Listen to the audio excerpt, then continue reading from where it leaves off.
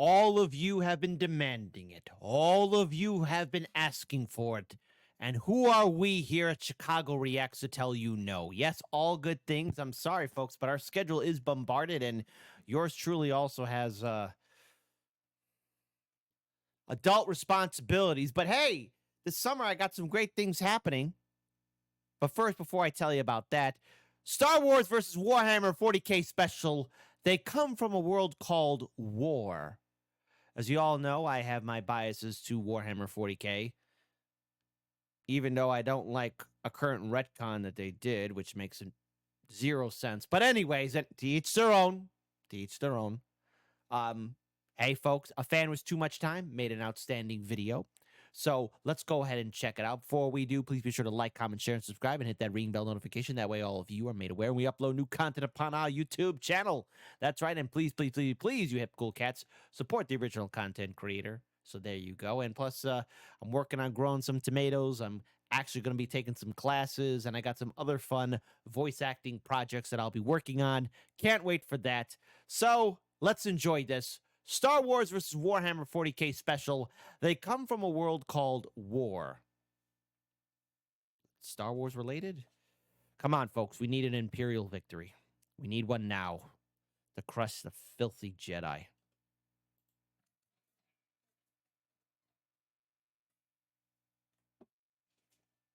Oops.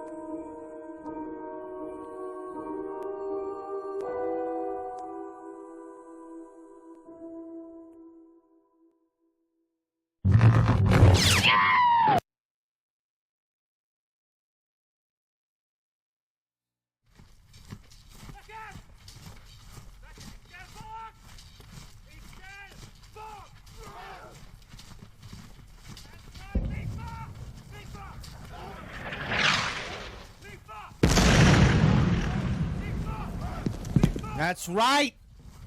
The Imperial Guard! The Major's column marched forward, grim, determined, and mostly silent, even as the blue bullet-like shells of the enemy's artillery fell among them.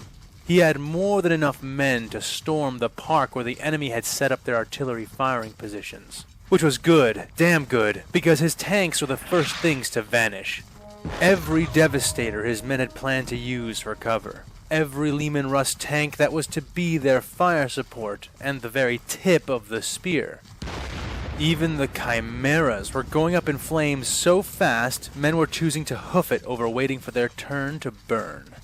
The fire of the enemy was disgustingly accurate, with the only breaks in their attacks coming from those vanishing moments when the civilian buildings obstructed their firing arcs. The Major had tens of thousands of men, and he had been supported by a quarter as many tanks. But at some point in their long march toward the foe, they had become a target priority, one which only swelled, drawing more and more of the enemy's guns in the process. He had wanted to call for air support, either to hasten their approach or otherwise harass the firing positions. But apparently the troop carriers of the Republic doubled as assault ships, and they were not alone besides, aided by dedicated attack craft that could escape most of their deployed atmospheric fighters by veering into space. Suffice to say, the Navy had their own hands full. Even a tactical orbital bombardment was out of the question for the time being, with their larger ships engaged with their own form of trouble. He had wanted to wait for the shock drops and tactical squads of the Tempestus Scions to arrive, to wreak havoc with the foe's lines even as they advanced. But look, I'll give Star Wars this. I mean, yes, their technology is pretty good. But try us in close quarter combat. and we'll show you the Emperor's wrath. But the word had come in, and the Scions had their own problems and objectives. They could not guarantee a drop in his battlefield. He had requested artillery firing support, but their basilisk turrets and other defensive emplacements had been badly mauled. Their vehicle depots raided, their remaining artillery capacity being used to hold the enemy's frontal assault on the Basilica. In dire fear and fury, he had demanded some kind of support, even from the sisters, something to help his men cover the distance without eating death all the way. But what he received, and was made to be grateful for, was far less than he needed, and nowhere near what he wanted.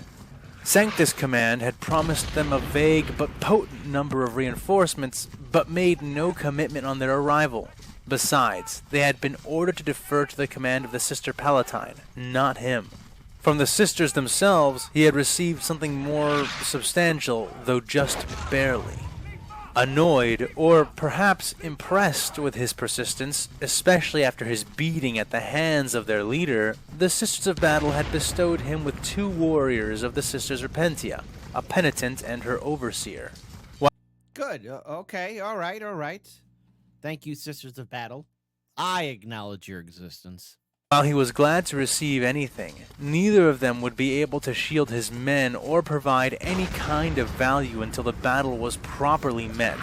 At least the penitent, large as it was capable of dodging and moving around the incoming volleys and had survived up till now. But now he had no tanks, almost no armored support at all. His column was messy, disorganized, running in places, marching in others, always under fire. He himself was marching with them, having abandoned his tank 8 minutes before its destruction. Most of the other officers had followed suit. The ones who had not were dead. He flinched, heat scalding his skin, as several meters away another shell impacted the road, scattering men and body parts in a red cascade which fell like grim rain over the marching soldiers around them. Goddamn Republic. Stupid clone troopers and their Jedi. Ah! The Major's face and clothes were stained red enough that he could be mistaken for a commissar at a distance. The thought made him search around, and sure enough, she was still there. Commissar Indricta. Oh, not too shabby. Whoever made that outstanding work of art right there. She was marching through the gore rain, roaring some kind of Imperial anthem that the men around her were struggling to keep in tune with. Hey, stay in tune with the Commissar. Yes, Commissar, I would follow your orders. Voices drowned out by the whistling and booming of the Republic's artillery. Though she was technically younger than him, she had all the authority to strip him of his unofficial rank and take command at any moment. In fact, while it shamed him to admit so, even to himself, that had been precisely the reason he had sought her out. But when he had found her, lounging outside the barracks, tall hat pulled over her eyes as if snoozing while the artillery fell all around her, she had not taken command. The young commissar had, instead, propped up the hat enough for the glint of her deep violet eyes to complete the smug, cruel expression on her face, and said, "Yes, I'm empowered to take command anywhere I see fit." She had then drawn her bolt pistol and lazily aimed it forward, her arm as thick as that of any male commissar. He had, at that time, stood to her left, the only thing before them having been the wreckage of a struck basilisk turret. Even so, the menace of the action had been even more frightening than the outrage of the Sister Palatine. "But only after I execute the commander for incompetence," she said, then squeezing the trigger and firing a loud, cracking bolt into the wreckage. "Or heresy," she added, firing again. Yes. "Or cowardice," Yes. she finished, firing one last time. She had turned her expression on him then, an expression of bloodthirst so profound it would have made a hive tyrant envious of her genes. And with the focus of her eyes had come the barrel of her gun, now aimed squarely at his chest. "Which one of these are you guilty of, exactly?" And that had more or less settled it. He was in charge. The thought left him feeling numb and grim in equal measure as he waded through the rain of his men. And always, with each step he took, he was aware that it could be his last. That the last sensation he would have would be those of exhausted muscles, of being too hot, of being covered in blood and dressed in responsibility he had never asked for and had not been equipped to take. Hey, it's okay. The Emperor has deemed you worthy of that rank. You get it, you fight it. Greatness is bestowed upon those who are ready to take the challenge. And though you have deemed yourself not worthy, you have already taken the first step of leading your men to glory. Now kill those clone troopers and those filthy frickin' Jedi! By the way, the day I'm recording this is on May 3rd. Tomorrow's May 4th. May the 4th be with you. I don't trust the Jedi. I just don't trust them. Such was the madness of the galaxy, the reality the Imperium sought to tame, he thought. The notion made him grin, something he regretted a moment later, spitting blood and growling, gritting his now red teeth. In truth, the fire falling among his forces was more showy than anything else, killing only 5 or 6 men per impact, nothing compared to the numbers he was bringing with him. And most of the enemy artillery was either focusing on the tanks further back on his line, those tanks in the other 2 columns he had created when he had been forced to choose an approach, or on the main battle happening much farther away. Even so, just one man being pulverized and thrown into the air could cause a shower, and this was more than that. Finally, relief. The shadow of one of the largest civilian buildings on their path passed over him and the front of his marching force, and they halted to recover and regroup their formations. Men wiped gore from their uniforms, shook soot from equipment. Hang in there, guardsmen. The Imperial Guard is righteous in their fight. Crush the Jedi! Screamed into their hands and became sick, tossing up where they stood. Major Lazarus did not drop or rest, fearing that he would not be able to recover if he dropped any of his own fronts. While it was acceptable for his men to show their weakness, at least now, while they could, it was not acceptable for him, now more than ever. Instead, he waved his Vox crew forward and took one of their headsets for himself. "Column Beta, Column Gamma, do you copy? Over," he said into it. "This is Column Beta to Column Alpha. We are about to make the final approach over our bridge. Over," came the first response. "This is Column Gamma to Column Alpha. We copy. We are also ready to make our charge on your command." The voice was cut off suddenly. Column Gamma, repeat last transmission. Over," he said. No response. God damn it! Column Beta, do you have visual on Column Gamma? Over. Again, nothing. But he could hear the Vox working. What had happened? Was he somehow being jammed? Had they been attacked? The more he thought about it, the more it made sense. The park could only be openly approached by 3 bridges. But luckily, just before each approach was a large commercial building, something the artillery was unable or unwilling to fire into, providing a place to gather in relative safety before the approach itself. If he were in command of the defense, this would be a prime spot for an ambush. But then why had the others been attacked and his group not? The others had arrived first, but if his location was They're surrounding you. God damn it! also primed for a trap, why hadn't it been sprung? He looked around, and the reason hit him hard. His column was still gathering, regrouping. The enemy was going to hit hard. Those aren't Imperial Guard. Well, those are Imperial Guardsmen, but those are. That's a Death Corps KRIEG. With something massive. But what? Where? He looked around, eyes scanning the buildings, the road, the spires. The spires! There, adhered to the side of the spires, caterpillar-like tanks stood silent, unnoticed in their altitude and angles, only visible from here, and only when looking back the way they had come. His mind frenzied. Oh, What should he no! do? What could he do without creating a panic? "Heavy weapons teams, set down! Arm!" he called. Men turned to heed him, and sergeants and other officers repeated his orders, but no one had caught on yet. Not any but the most canny, who began looking around. Damn "Take cover! Into the megastructure! Prepare for an assault by the enemy!" he called. "Heavy weapons teams, aim there!" he yelled, as the men who had just sat down paused in confusion, wondering if they should run for cover or stay on their weapons. They followed his aiming hand in a vague direction and quickly spotted their targets. They began to fire, las cannons, missile launchers, and more, beginning a stuttering first volley as the guardsmen began to dash for the huge... I forgot that they had those, tanks in the Republic and those clone troopers.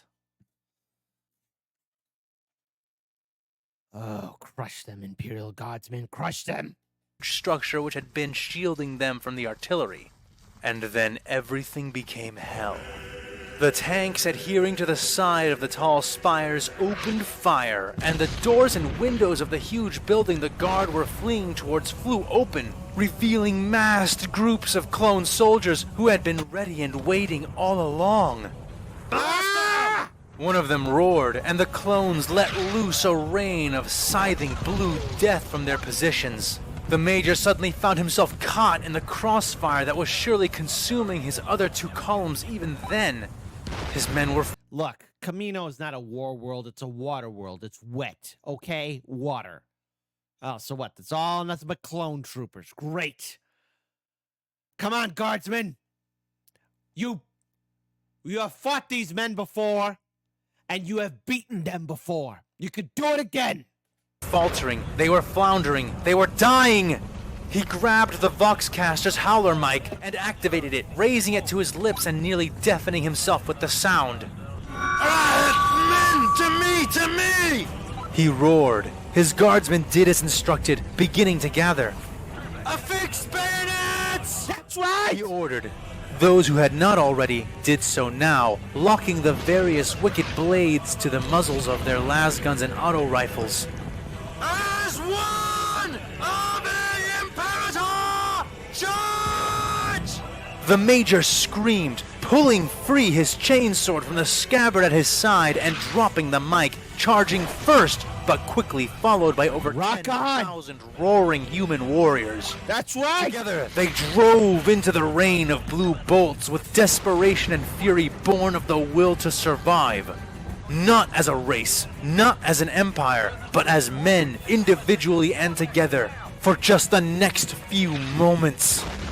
He was in the lead for a while, but then a shot took him in the left thigh, the center of his chest, and the side of his head. His carapace armor absorbed most of the first two shots, jerking and jostling him with high-speed, high-energy impacts. But he felt a fifth of his face slough off, and horrendous pain blossomed there. His speed faltered, and while he was not trampled, he was overtaken by the men around him, who, in turn, took the next volley of blaster fire, some of which had been destined for him, he was certain. But Major Lazarus did not cease his charge, did not surrender to the pain eating his vision and filling his mind. Instead, he channeled it into a scream of defiance and kept his legs pumping, even as a shot fired from a window far above cracked the carapace armor on his right shoulder. Come on. He drove on and on until suddenly he was there. His men had formed a ring of their dead around the window that was his target. The clones stationed there armed with rotating blaster cannons that spat blue death in wide volleys. Get them! Grew inescapably tight as he... Come on! The Major used his free hand to yank his first grenade off his belt, bringing it to the thumb of his sword hand to pull the pin before lobbing it and leaping forward behind the Death to the Republic! mound of the dead. The clones still fired, and their strafing shots caught his left leg and shin, blowing the carapace armor there away and burning him, but leaving him intact. The same could not be said for his enemies, as the frags sailed into the wide window they were using to fire from. The clones scrambled to escape it, but not only were they weighed down by their large guns, but Major Lazarus had not stopped his assault. Snagging and tossing more grenades from the corpses, clearing the window seconds later of anything that could still fight back. His men found him and pulled him to his feet, others charging ahead and into the window, the same thing happening all around them as the clones either withdrew or were overrun by one method or another. Cursing, spitting, and gratefully taking a shot of something which killed his pain, the Major followed his men into the building, still much more a sergeant than a commander. The place was some kind of market, a center of commerce with stalls and storefronts lining the walls of huge, open chambers of various shapes and designs. Walkways always leading between them, matching the theme of the room. He moved through several, and soon found himself fighting inside a luminous white oval room large enough to fit 2 Imperial knights, one on top of the other, its volume honeycombed with intersecting paths and bridges. The walkways in question were of an odd design, in his mind made to look like railless, guardless paths of light. In reality, the paths did have guards, solid barriers that rose about waist-high on either side, invisible unless touched by something, revealing smooth white ceramic. He and his men, as well as their foes, used these for cover and found them oddly sturdy, though they became permanently visible in a wide radius wherever they were struck by either blasters, bullets, or guardsmen. shots. Come The on! near invisible nature of the path, Get 'em! and the layers and layers of bridges above and below where he was fighting led to a chaotic battlefield where Lazarus could only guess whether the shots he would take would actually fly to their target, or if they would suddenly be intercepted by yet another previously unseen barrier. The room had been designed to look like a heavenly art gallery, but doing battle in it was like fighting in an emperor-damned funhouse. Suddenly, the 2 men at his side screamed as bolts from behind them struck them down. Lazarus leapt forward. Come on, Major Lazarus, fight! Tossed his smoke grenade, dropping to his hands and knees and crawling as they blind fired after him, making for a bend in the path, and thereby putting the waist-high barrier between himself and them. As the smoke cleared, he could see he had been outflanked. The damned toy soldiers had dropped down from a higher platform and had hit him and the men behind him with an ambush. They spotted him and fired, and he sneered as their shots hit the invisible barrier, and he vanished behind a suddenly revealed wall of pale but blackening ceramic. He popped Damn clone troopers, kill 'em all! Up and started getting his own shots off, but he was just as hindered as they, and he felt like he had been chewed up by an ogren, his body a mess of aches and imprecision. They were moving up as they shot at him, trying to catch him dead to rights and out in the open. He grit his teeth, slinging the last rifle he had been using and drawing his last pistol and his last grenade, a crack grenade. He pulled the pin on the thing and pitched it directly at the advancing troopers. The wounded major then watched the sphere adhere itself to the ceramic with some unseen technology, the gyroscopic shaped charge within spinning to face the surface before detonating. He would have preferred to use a frag for this, as crack grenades were made for armor penetration and did not have a great spread. Still, it did its job, blowing open a segment of the walkway barrier, killing one of the clones and exposing the others. Good, kill 'em all. He popped up again, firing with his pistol. The toy... And remember, the clone troopers aren't men. The Republic never even gave a damn. They just sent click, copy, paste soldiers to fight and die in a war that was pointless. Whereas the Imperial Guard, men fight. The clones must be slaughtered. All of them. Soldiers so close as to keep its limited power effective. He had downed 1 with the grenade, and now 2 with his pistol, before the 3 that remained were on him, charging the rest of the distance. Ah, feck! The major groaned, shooting and stumbling as he took even more shots, his chest plate cracking and hissing, his left arm cooking, and his right leg losing its strength as a small hail of bolts chased him to the ground. He dropped his pistol and reached for the sword at his hip, tugging at it, but suddenly finding himself looking up at the 3 clones above him, one of them raising the butt of his rifle to begin bashing. The major raised his arm to brace, but without warning, something dropped behind the clones, a shape in black, hitting the ground with a heavy thud. The clone... Oh, fuck, it's a Jedi. Okay, Star Wars fans, you got your win. Fight ain't over yet. Clones spun, rifles out, and Lazarus craned his neck to see what had happened. It was a body, an Imperial soldier in black, having fallen from above. Thump, crack, and then another one fell not too far from them, the soldier groaning, leg clearly broken. The clones turned back to the Major, intent on finishing him before more corpses fell on them, but the offending clone never got as far as striking. His bucket-like helmet, complete with the head inside, came flying right off his shoulders. Who's jumping and doing something that's stupid? What's going on? The other clones reacted quickly, but not quickly enough. The long barrels of their cumbersome DC-15A blaster rifles making them too unwieldy to use in such close quarters. It was the first corpse, no corpse at all, the soldier having risen silently and attacked viciously. Lazarus' eyes bulged as he watched the guardsman, dressed in overcoat, his face hidden in a large Yo! They got my gas mask!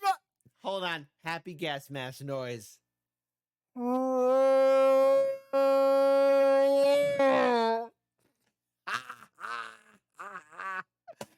Krieg!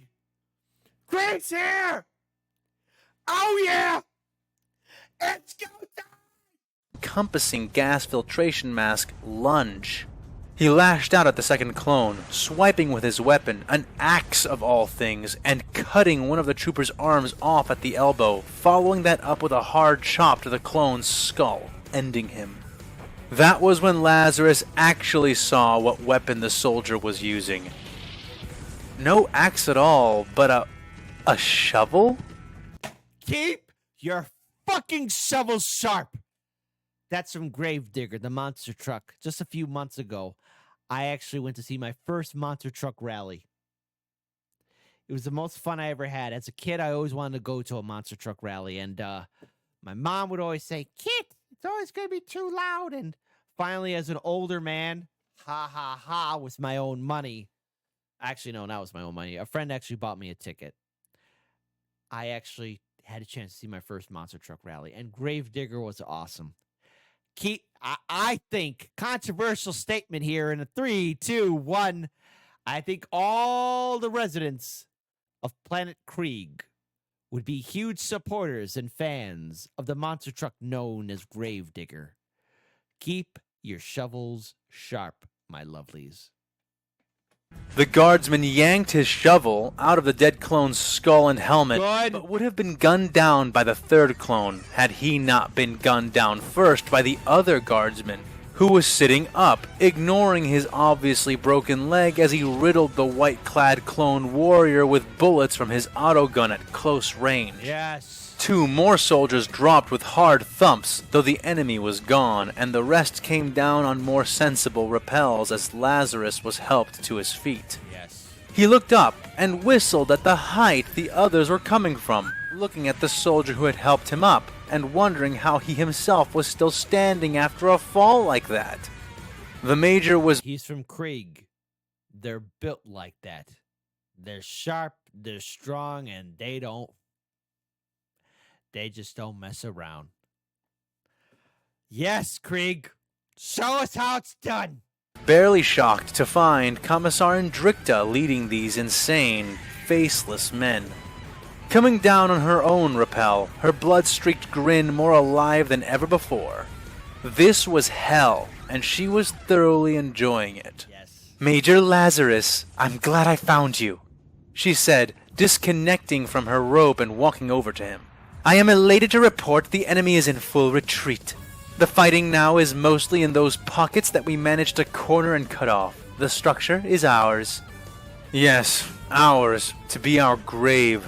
Forgive me for saying so, but this is no victory, Commissar.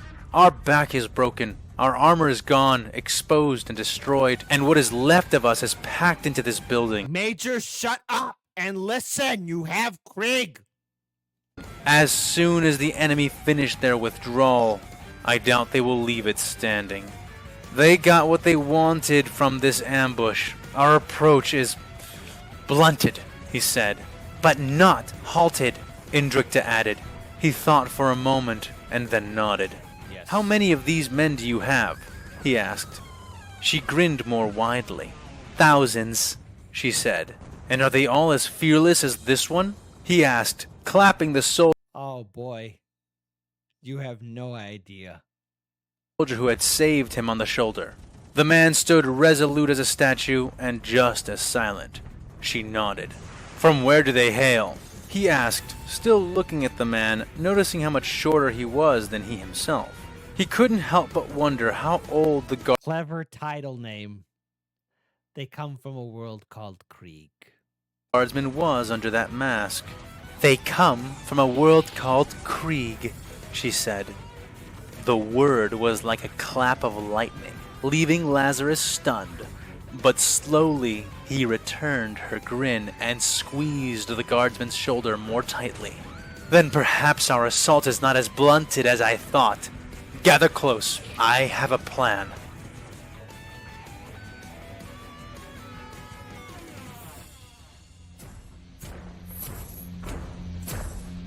Yeah! March! Yeah!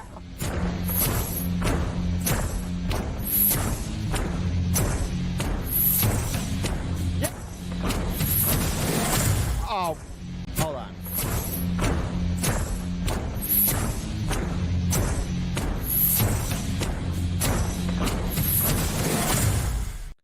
Oh, man. Okay. 10 out of 10.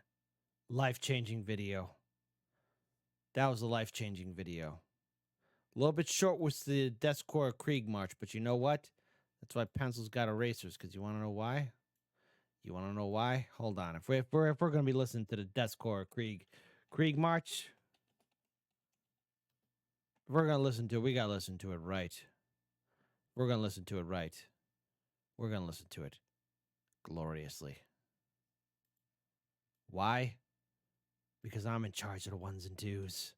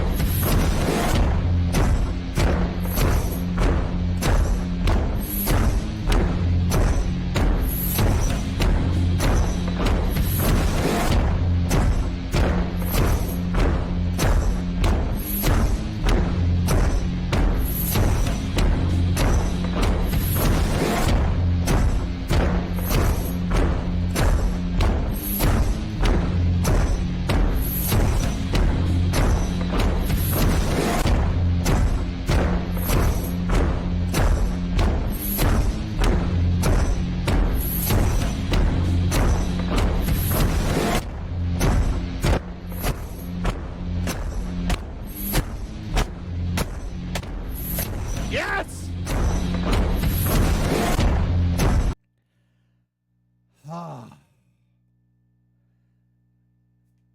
Hey, Jedi Filson clone troopers, you ain't ready. All right, awesome video. 10 out of 10. Life-changing video. They come from a world called War. They come from a world called Krieg. A fan with too much time. This was a work of art. And people, yes, we will continue on Star Wars versus Warhammer 40K. It's going to happen live and direct. Keep on happening. So there we go. Look, we got a lot of stuff we're working on. I have adult responsibilities to do. But also I have some fun things to do too, like taking some studio classes. So there you go. Got some fun voice acting projects. Growing some delicious tomatoes. Gonna have some BLTs later on this summer, so there you go. But hey, first of all, great video. Everyone was saying you need to check out this next video. I wasn't expecting this, and this was awesome. So be sure to like, comment, share, subscribe, support a fan with too much time, and long live Krieg. Star Wars, we're coming for you. We're coming for you.